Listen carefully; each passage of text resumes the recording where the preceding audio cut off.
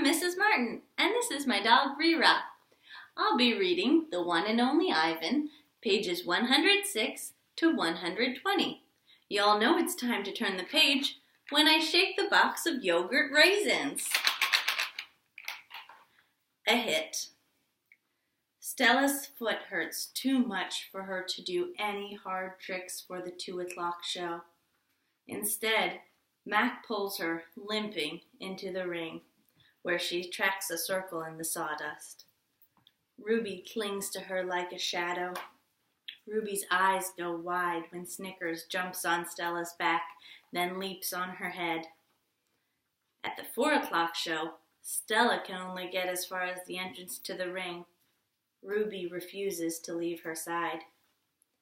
At the 7:00 show, Stella stays in her domain. When Mac comes for Ruby, Stella whispers something in her ear. Ruby looks at her pleadingly, but after a moment, she follows Mac to the ring.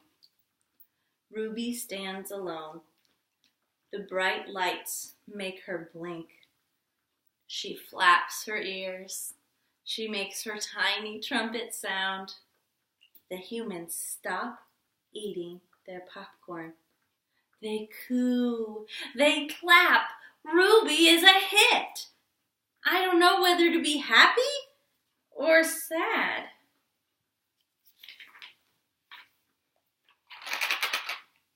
Worry.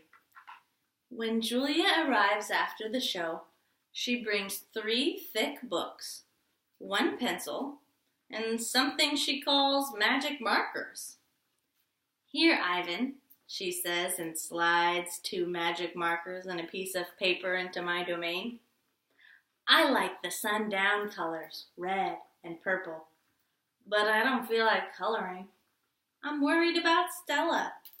All evening she's been quiet, and she hasn't eaten a bit of her dinner. Julia follows my gaze. Where is Stella anyway? She asks, and she goes to Stella's gate. Ruby extends her trunk, and Julia pats it. Hi, baby, she says. Is Stella all right? Stella is lying in a pile of dirty hay. Her breath is ragged. Dad, Julia calls. Could you come here a minute? George sets aside his mop. Do you think she's okay, Dad? Julia asks. Look at the way she's breathing. Can we call Mac? I think there's something really wrong. He must know about her. George rubs his chin. He always knows. But a vet costs money, Jules. Please. Julia's eyes are wet. Call him, Dad. George gazes at Stella. He puts his hands on his hips and sighs. He calls Mac. I can't hear all of his words, but I can see George's lips tighten into a grim line. Gorilla expressions and human expressions are a lot alike. Mac says the vet's coming in the morning if Stella's not any better, he tells Julia. He says he's not going to let her die on him, not after all the money he's put into her.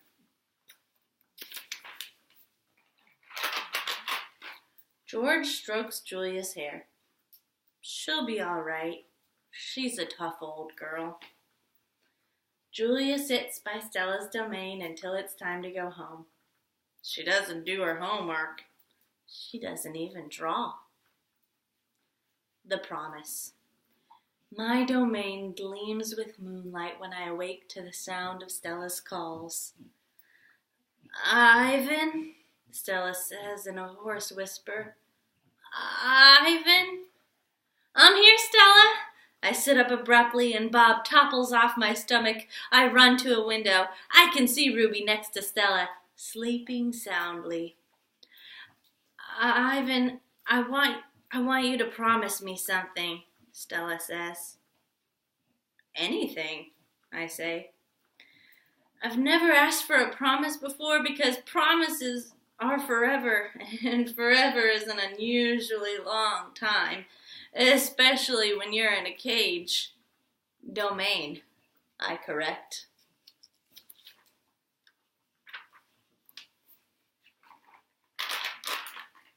Domain, she agrees.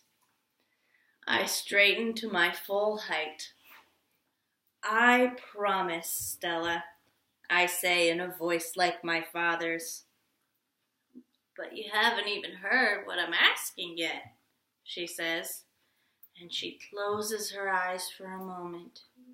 Her great chest shudders. I promise anyway.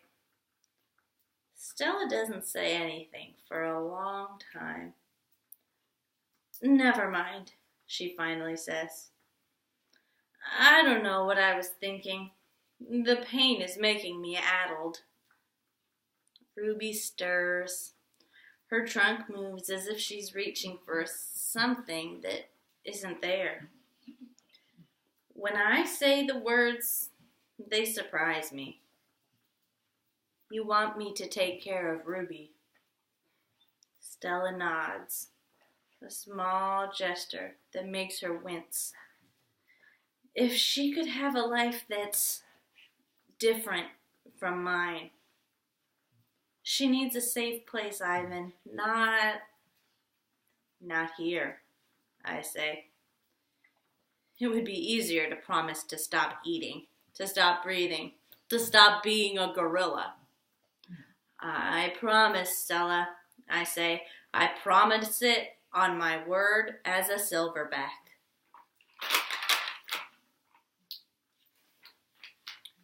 Knowing. Before Mac, before Bob, even before Ruby, I know that Stella is gone. I know it the way you know that summer is over and winter is on its way. I just know. Stella once teased me that elephants are superior because they feel more joy and more grief than apes. Your gorilla hearts are made of ice, Ivan, she said, her eyes glittering. Ours are made of fire. Right now, I would give all the yogurt raisins in all the world for a heart made of ice. 5 men. Bob heard from a rat, a reliable sort, that they tossed Stella's body into a garbage truck. It took 5 men and a forklift.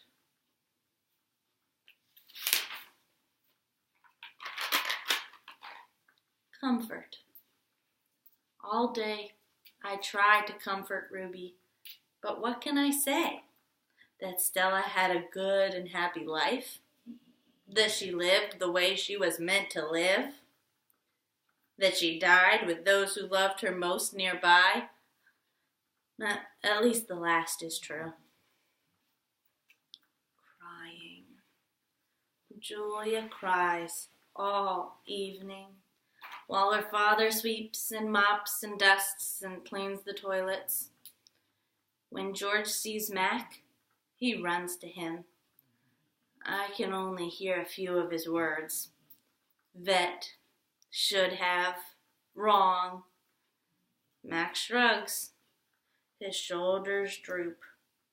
He leaves without a word. When George wipes the fingerprints off my lass, his cheeks are wet. He doesn't meet my eyes.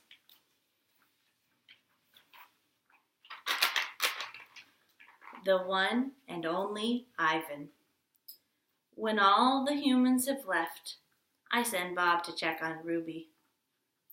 How is she? I ask when he returns. She was shivering, Bob says.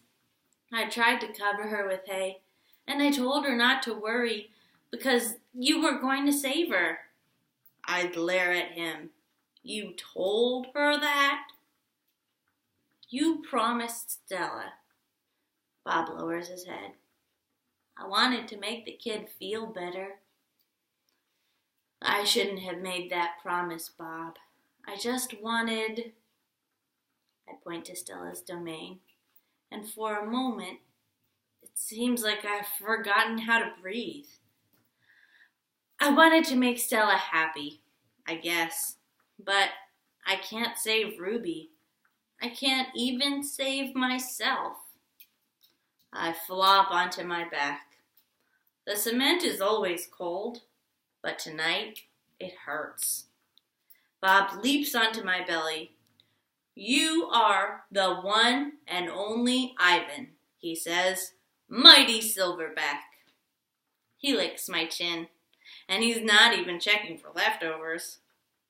Say it, Bob commands. I look away. Say it, Ivan.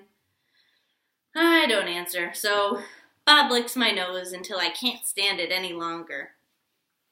I am the one and only Ivan, I mutter. And don't you ever forget it, he says.